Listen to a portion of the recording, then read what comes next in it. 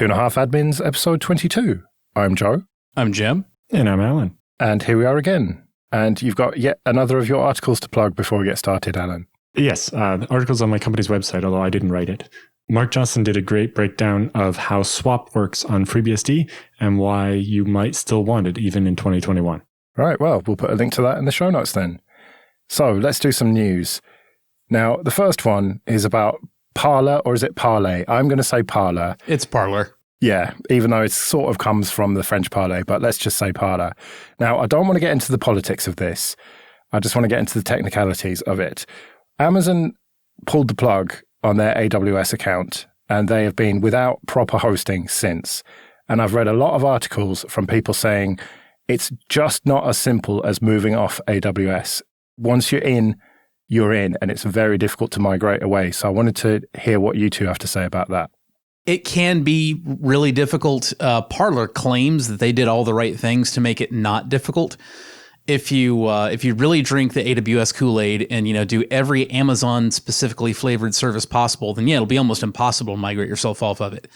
But they claim that they basically just stood up perfectly vanilla VMs with perfectly vanilla services on AWS, which would make a migration as easy as it could be, but that doesn't mean that it's easy to just take an entire production stack for a service that handles millions of people, probably hundreds of thousands of concurrent logins, and just cart it off someplace else and stand it up. Even performance issues aside, that's not a simple task. Yeah, I think they were using Postgres database directly rather than using something like the Amazon Elastic Database Service, where obviously if you use the Amazon one, you're much more tied to Amazon and it'd be harder to move. Although I don't know how real some of the stuff I saw was, but I saw a list of requirements they sent out where they wanted 96 machines with 256 gigs of RAM. And I'm like, there's no way your service needs that much infrastructure unless you built it really, really poorly, which is entirely possible, especially with something that, gets stood up in a hurry to compete with something and have a lot of traffic from the beginning. But did you ever actually log into Parler, Alan? No, I let you handle that. Yeah, there's no question that it was constructed incredibly poorly. That thing had every earmark of the contracted out development, probably to an offshore firm for the lowest possible dollar. And there was also every indication that the folks who did the contracting really didn't have any idea which end was up either. Things as simple as just looking at the terms of service document that they had 3 different versions of live at the same time at wildly different URLs in various parts of the site, all of them conflicting. And 2 of the 3 of them had an automatic generated word header still in them that apparently was from the day job of whoever was writing it. They had an iPad, and the iPad was automatically generating headers with the logged in user's name, which was system administrator on an iPad. Let that one sink in. Along with the timestamp and the MAC address of the device, which is why I believe it was an iPad, because it had, the right vendor to be the NIC in an iPad. And it's not just that header was there. They had shrunk it down to 1 point, which means that they couldn't figure out how to turn it off. So there's this little teeny tiny squiggly line that you can then just, highlight and copy and paste elsewhere and read what it was. So this is the level of competence that we're talking about here. Yeah. I've seen other places, things, the PDF file that was generated from Word and has all the metadata stuck in the title and so on. But that's a new low. Yeah, and let's also talk about the fact that, again, you said you didn't log into it. I did. I spent some time in the service. And things as simple as embedded images worked a random but small percentage of the time. I would say probably 1 in 4 times somebody embedded an image in a post, it would actually render the way that it was supposed to as an image on the web page. And the other 3/4 or so of the time, you would just get a link directly to, the Parler CDN that you would then have to, right click and open that in a new window so it didn't disrupt what you were doing there to see, the crappy meme that somebody had posted. It was terrible. So this is how Parler functioned when everything was fine and they didn't need to move anything and none of the underlying hardware was broken. Yeah. And, I saw apparently somebody managed to go and scrape all of the images because they just numbered them sequentially or something rather than using a hash or something. Oh no, not just all the images, all the posts. Yeah. Because when the authentication service went down, they had basically a fail closed rather than fail open condition. And when the auth service went down, basically anybody could do anything they wanted. So some folks made themselves administrator and, downloaded absolutely everything that one could do if one was logged into Parler as an administrator. Now, to be fair, we're not talking about rooting the server here. We're talking about logging into the service itself with, whatever that application deemed an administrator privileged account. Mm-hmm. But they were able to do that trivially when the auth service was down and, then just scrape everything. Yeah, which apparently included even deleted messages, which is fun. Yep, absolutely. When you deleted a message on Parler, it did not actually delete it. It just, flipped a flag that said, oh, this is deleted, so maybe don't render it. And that was it. Just to be clear, all this stuff that we're talking about, including, being able to scrape everything by making yourself an administrator, this was by no means the first what security problem at Parler. It's just the latest in a long line. So where are they going to end up then? Or are they going to end up? Or they're just gone for good? The rumors I saw is they're at some anti-denial of service host in Russia. The answer really is it's complicated. Their DNS right now is with Epic, which you may remember as the place that 8chan went after it got deplatformed. The Parler folks say, oh, well, they have no plans to move to Epic. They said nothing about the fact that the DNS for the landing page they have up now is, in fact, at Epic. When you look at the A record for that site and where it points to, that goes to a service I had never heard of before called DDoS Guard that's registered out of Belize, has a couple of Polish dudes registered as the admin contacts. And then when you look at the registrant of the AS for the net block, that actually points to, I want to say somebody in Ecuador, who also does not sound like an Ecuadorian native. So, basically it's lies and BS all the way down is what it boils down to. They've been so monumentally deplatformed that surely it's going to be very hard for them to find hosting anywhere. I think it's going to be basically impossible to. I mean, they're facing the same thing that 8chan, which is now 8kun, faced. And 8chan was a vastly simpler service that provided services to a much, much, much smaller user base. When it comes right down to it, what Parler basically is 8chan with a more boomer-friendly interface and, a more boomer-friendly, much more mainstream and therefore larger user group. So they're going to be going through the same things, but they need to be able to manage that and feed a much larger population from a much more unwieldy application. I don't know how possible that's going to be. Looking at what they wanted as far as infrastructure, they're definitely asking for a lot from any hosting provider. Yeah, it's going to be difficult to find somebody who's got the resources to actually fulfill that bill that is willing to risk it on just, immediately having basically the entire internet gunning for them, looking to get their route killed, because that's what's going to happen. Yeah, and, you can expect to actually see IP addresses become unreachable and so on. And, at that point, you're risking your whole business. It was in the early 2000s when they started getting much more militant about spammers. They're like, oh, we're just going to completely disconnect your entire net block. Just because you happen to be using the same hosting provider as a spammer means you tell your hosting provider to either stop supporting spammers or find a better hosting provider. And, Joe, I know you said you don't want to get into the politics, and I'm not trying to do that as much as humanly possible. But to put this into perspective again, remember how much difficulty 8chan had finding a home. And the reason it had so much difficulty is, because of the outrage generated from the fact that, trying to put this as apolitically as possible, they hosted content that was positive towards sporadic shooting events. In no way do I want to, downplay the importance of that. But again, to put this in perspective, now you have people that don't want anything to do with Parler for similar reasons, but this time it's because they were hosting content that was pro-overthrowing the United States of America. I mean, that's going to be pretty freaking nuclear to have in your data center. Yeah, you only have to look at the Pirate Bay and the problems they've had over the years, and all they do is just steal a bit of content or, break copyright or whatever, whereas this is a whole new level of deplatforming. Sure, although it's funny you bring that up because the Pirate Bay has managed to stay up the whole time. That's because the Pirate Bay hasn't been, killing anybody or overthrowing any governments. It just, wants to show you the latest crappy Twilight movie. And designed a distributed infrastructure so that getting deplatformed by any one hosting provider wasn't going to take them down, right? And being able to just have enough nodes and enough fast flux and being able to basically be able to play whack-a-mole. Every time they knock you down, you just have more that you've already stood up ready to take over. It doesn't seem like Parler's short of money, though, right? I don't understand this. Like, they've got a lot of people with deep pockets on their side of things. That doesn't necessarily equate to a good infrastructure or being able to get people that are good at infrastructure to work for you. Yeah.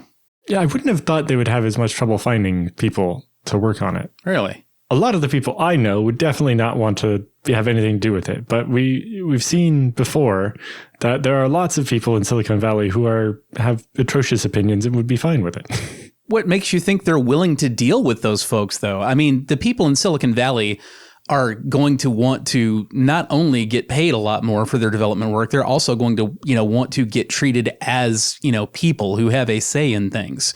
Yeah. And again, I know we're not supposed to get into politics, but I very seriously doubt that's the dev team experience that the owners of Parler are really looking for. Yeah. So I guess the problem isn't just that Parler's already toxic as far as finding a lot of people with the right experience, but they're also trying to do it on the cheap or whatever. They're not necessarily interested in building the right infrastructure so much as just having the platform and it being popular. Yeah, it's the dev philosophy of, look, it works, walk away, it's fine. Yeah. We've all seen that before to one degree or another. I know there have been times in my career I have functioned as the onshore wrangler of the offshore team for somebody. That's very much what this whole thing has looked like from day one to me. It looks like I contracted out. I don't want to talk to these people. I don't want to hear input from them. I just want to tell them this is the thing that I want and you build it and go. And, also it better not cost more than X amount. And once it's working, walk away. Don't care. It works. I can log in. I see the stuff. It's good. Yep. Why do you want to spend more of my money poking at it? Okay, this episode is sponsored by Linode. Go to linode.com/2.5 to get started with $100 free credit. Whether you're working on a personal project or managing enterprise infrastructure, Linode offers simple, affordable, and accessible cloud computing solutions that allow you to take your project to the next level. Simplify your cloud infrastructure with Linode's Linux virtual machines and develop, deploy, and scale your modern applications faster and more easily. Linode has 11 global data centers and provides 24/7, 365 human support with no tiers or handoffs regardless of your plan size. In addition to shared and dedicated compute instances, you can use your $100 credit on S3-compatible object storage, managed Kubernetes, and more. Let us know about the projects you've been using Linode for, and we might mention them on the show. Our website is hosted with Linode, and we're really happy there. So go to linode.com/2.5 and click on the Create Free Account button to get started. That's linode.com/2.5. Let's talk about something a little bit less controversial, and that is Red Hat Enterprise Linux and CentOS. I thought you said less controversial. So Red Hat announced today that they are extending their free developer subscription to up to 16 systems.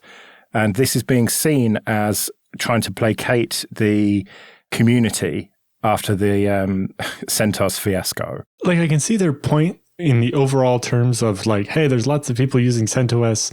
The ones that have fewer than 16 production servers, we're fine with them having it for free. But there are lots of places out there with 1,000 server deployments and they should really be paying. I can see that as IBM's end goal with it. The fact that they did it in weird stages makes it seem like they didn't really think this all through. I've seen some fairly senior people in the organization swearing up and down that this was the plan all along. And, they just did things in a really strange, poorly thought out order. Yeah, like I definitely would have said, hey, you can get real Red Hat for up to 60 machines for free. And then a couple months later, be like, oh yeah, we're not going to support CentOS until 2020, whatever. Yeah, but the story that Matt DM is putting out there is that he's talked to other people within the organization and this was always the plan. And he showed some link, which honestly, I didn't click through to look at, that, supposedly corroborates that this had been the plan for, many months, but it just, quote, wasn't ready yet, unquote. And if that's what he says, I have no reason to disbelieve him, but it definitely seems like there was a comment on my Rs article about this that I thought was really well phrased. It said, this looks like sending the forklift guys into the warehouse with inadequate forklift training. You load things in the wrong order and you can't get everything back out again. Yeah, it definitely seems like they just didn't have the whole plan thought through. I can understand why they wanted to get the CentOS announcement out as soon as possible, because otherwise, the cutoff date would have to be further out to give people enough notice. Oh no, how terrible if it was 2022 instead of 2021. I don't really see what the rush was there, personally. Yeah. Just overall, it feels like this plan was a bit rushed and they didn't think it through as much. But yeah, I agree that it seems like this was their plan. And it's not that this is a last minute reaction to it, just because, it's an existing program. They're just expanding. This and a bunch of other things, just in general, the nomenclature has started to bother me. We have this concept of a subscription, and sometimes that means something you pay for, and sometimes it means just something where you get periodic update or whatever. Like, subscribe on YouTube has meant just follow the channel for a long time, but now there's memberships, which is actually a subscription, but not subscribing. And, with this RHEL thing, it's like, well, you can have a paid subscription or you can have a free subscription.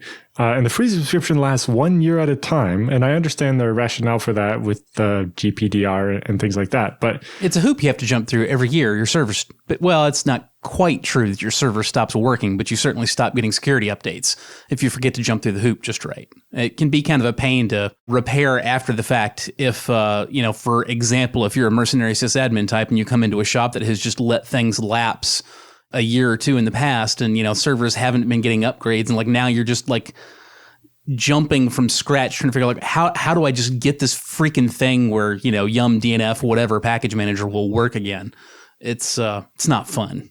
Do you look after any CentOS boxes then, Jim? Not on a regular basis. Every once in a while, one darkens my door and I deal with it at that time when I need to. I suppose I won't be I won't be seeing many CentOS boxes from here on out, most likely. I was just thinking about mine, the video transcoders, and we might be right at the ragged edge of 16 production boxes. Although we're looking at not running so many of them with CentOS because we only need so many, put 2 GPUs in one machine and run fewer machines. But yeah, this is going to be interesting. Have you considered just using Springdale, Alan? What's Springdale? Springdale is another binary compatible build. It's very similar to the deceased Scientific Linux. It's just run by a different university. It's been around for quite some time. I think our plan was either that or I think the original CentOS guy was doing another CentOS thing, Rocky Linux or whatever. Yeah, the Rocky Linux thing. The difference is Rocky Linux is just an idea for the moment. There's literally nothing there, but I think they have a logo now. That's nice. Whereas Springdale has been around for years and has a community. There's also Alma Linux, which is something that Cloud OS sprung up. They basically already had a binary RHEL compatible, but it was not free as in beer. It was in service of whatever it is that Cloud OS actually does, which I forget off the top of my head. But basically, the minute Red Hat announced the termination of CentOS and the formation of CentOS Stream in its place, they said, "Hey, we're just going to rip out all of our specific bits out of our already existing binary RHEL compatible, and we'll release that as a new free distro." I think in the end, ours is because of this commercial software we're using. So it'll be whatever they say they support is what we're going to end up using, whether that ends up being RHEL or Ubuntu or whatever. But it won't necessarily work on CentOS Stream, though. Right, and it might not work on Stream. In our case specifically, it's a bunch of licensed video encoding stuff to do with patents and so on. So, as part of the software license, they're paying a bigger license to get these encoders. And then they give us some binaries that are going to work with, this one specific glibc or whatever. And if that's not the one that this version of Ubuntu uses, and if CentOS Stream starts updating more frequently, then it might not be what they use. Although, depending on what it is, Stream will be okay because Stream's supposed to be the preview of the next minor release of RHEL, right? So it'd be 9.1 versus 9.2, where that's not something that would normally break this commercial software, but you never know. And some commercial software absolutely will be like, no, this is for RHEL, 8.3. We don't support 8.4 yet. And when that's the case, you're going to be out of luck with something like Stream, because you're not only going to be on 9 point whatever the newest is, you're going to be a little bit ahead of that. What about falling into Red Hat's trap and just paying? Because this is a business use case, Alan. Surely you should just stump up the money. Well, we would rather not use Linux at all if we could get away with it. Blasphemy. And you can't hack something together then? Not really, because NVIDIA doesn't make their encoding thing for FreeBSD. They do the video driver, but not the NVEnc stuff. I thought you'd be able to do it with jails or something maybe, or don't you have some sort of Linux emulation layer? I tried once, but it wasn't worth the effort. Especially for a business use case. And that comes back to this developer thing. Do people really want to use a developer subscription for production machines? A lot of people will. Yes, but and they specifically say this is for up to 16 production machines. The developer thing, I think, is slightly separate, meaning that rather than a personal account, you can actually have like a team account for this, where it's actually meant for a dev team to be able to use it rather than something like a personal account where, one person and you'd share a login or something crazy. Sort of, kinda. So this is a new program. It doesn't really quite exist yet until February. We don't have all the details. But the way that they phrased it is that, so the dev team thing is not exactly free. The way I read it, at least, it's possible I'm making a mistake here, but I spent some time looking it over, and it looks to me as though what they're saying is for, paying RHEL customers, you can attach a dev team to your existing paid RHEL subscription. And then everybody on that team can have their own free, RHEL developer subscription account. And each one of those, from what I can tell, gets, up to 16 production machines. In theory, you could stitch some crap together with 5 different people's crap and, maybe have 90 things running. But at the end of the day, you still really are running on somebody's dev subscription, and it's not a sane thing to do. With that said, an awful lot of people out there do things that aren't very sane. I encounter people all the time who absolutely insist on using their Microsoft Developer Network licenses, on, server VMs in production. And it drives me insane. I'm like, that's a terrible idea. You shouldn't do that. You lose all rights to it if you screw up and forget to renew the subscription, or they can change the terms out from under you, and you'll have no legal infrastructure at all. It's a stroke of a pen. It's a terrible idea. You have 50 employees. Why does it chap your butt to spend $700 every 5 years, on a server license? And yet they don't. So there's going to be a lot of people that take advantage of this. I wouldn't, but there will be lots of people who do. Okay, this episode is sponsored by Datadog, the performance monitoring and analytics solution for real-time visibility into a Linux environment. Combining metrics, traces, and logs in one unified platform allows you to get a bird's-eye view of your entire infrastructure. You can also see any underutilized cloud or on-premises servers via the real-time auto-generated host map. Datadog's machine learning-based alerts eliminate false positives and make sure that you only receive alerts on issues that matter. You can automatically detect unanticipated outliers, anomalies, and errors with Watchdog, the auto-detection engine that surfaces performance problems in your applications without any manual setup or configuration.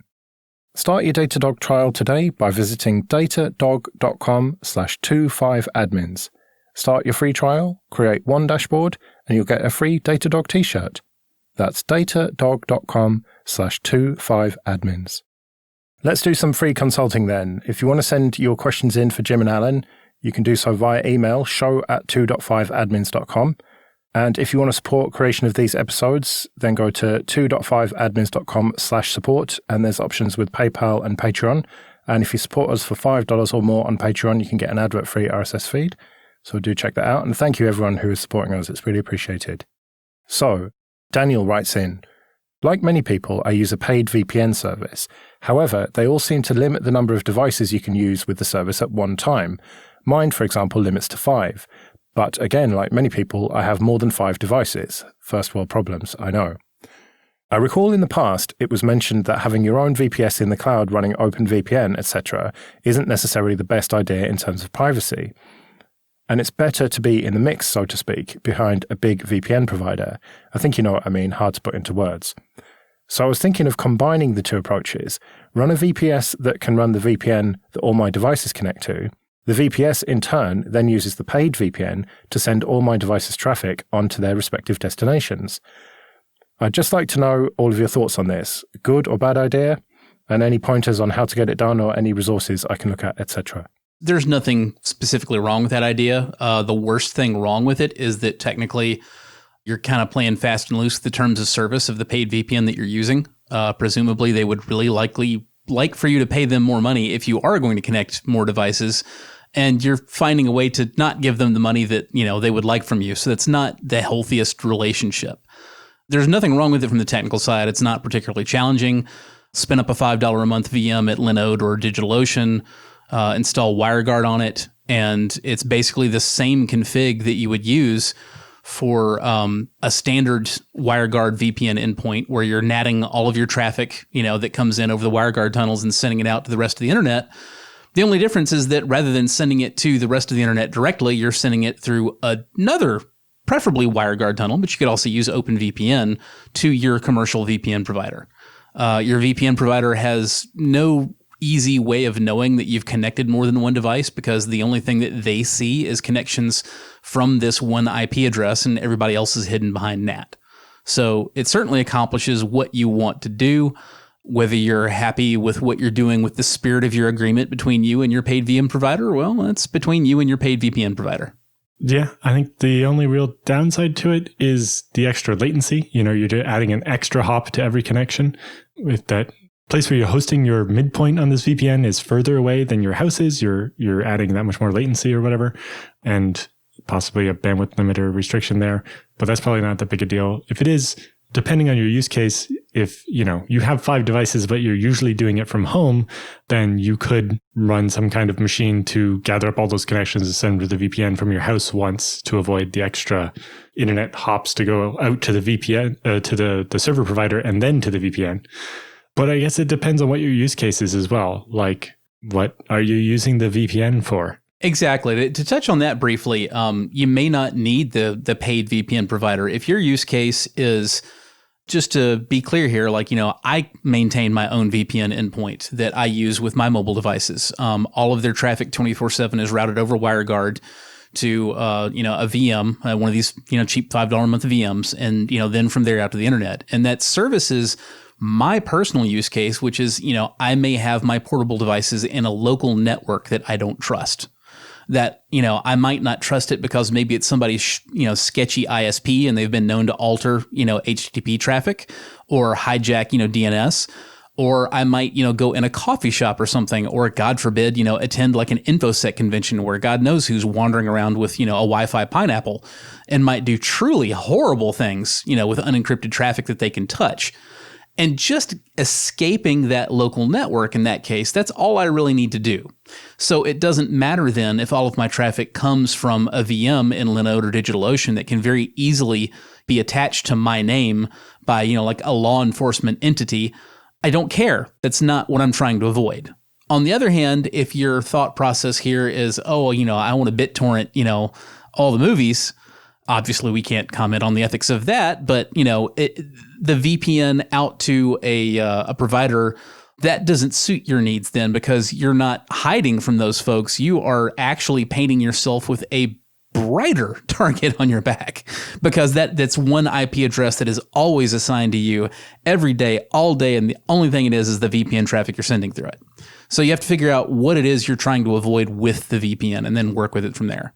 Yeah, I've just seen so many ads on YouTube and so on lately for VPNs or like, oh, you need the VPN or hackers are going to get your shit. And it's like, that's not how that works. If you have a standard router gateway Wi-Fi majigger that most people have, it's doing that. And so nobody can make an uninitiated connection from the outside into your computer anyway. And so a VPN is not necessarily going to provide any more protection against hackers and so on. It can provide more privacy over, say, your ISP who likes to do evil things or just look at what you're doing and things. The one that threw me off over Christmas. I was at my parents' house and, my phone switched to their Wi-Fi. But then the page I was trying to load had this giant banner from their ISP about how my dad had gone over his bandwidth quota for the month and was going to have to pay extra. And I was like, why are they modifying web pages I'm trying to load? And I can see why, that would make me feel like, maybe I do want a VPN. But again, in that case, all you would need is the VPN endpoint because you just need to escape your ISP. And once you've escaped your ISP, you've stopped caring. Exactly. If you're capable of and intending to set up, a VPN endpoint in the cloud already, the only reason you would need the commercial provider then is if you want herd camouflage to prevent the people that you're actually contacting from having as easy a job of figuring out who you are from what IP it's coming from, because your traffic will be camouflaged in with, maybe 1,000 other people's traffic all coming from this IP address. So it becomes a lot more difficult to narrow it down to it was exactly you who contacted this. With that said, there are lots of ways to figure that out that are not tied to an IP address, and a VPN absolutely will not help with between browser fingerprinting and, persistent cookies and, super cookie methods and, what have you, that a VPN does absolutely nothing to help you with. So you really do just have to consider your use case and what it is you're trying to keep from happening by using a VPN. All right, well, we better get out of here then. Remember, show@2.5admins.com if you want to send your questions in for Jim and Alan. You can find me on Twitter @Joe Ressington. I'm @JRSSNet. And I'm @Alan Jude. We'll see you next week.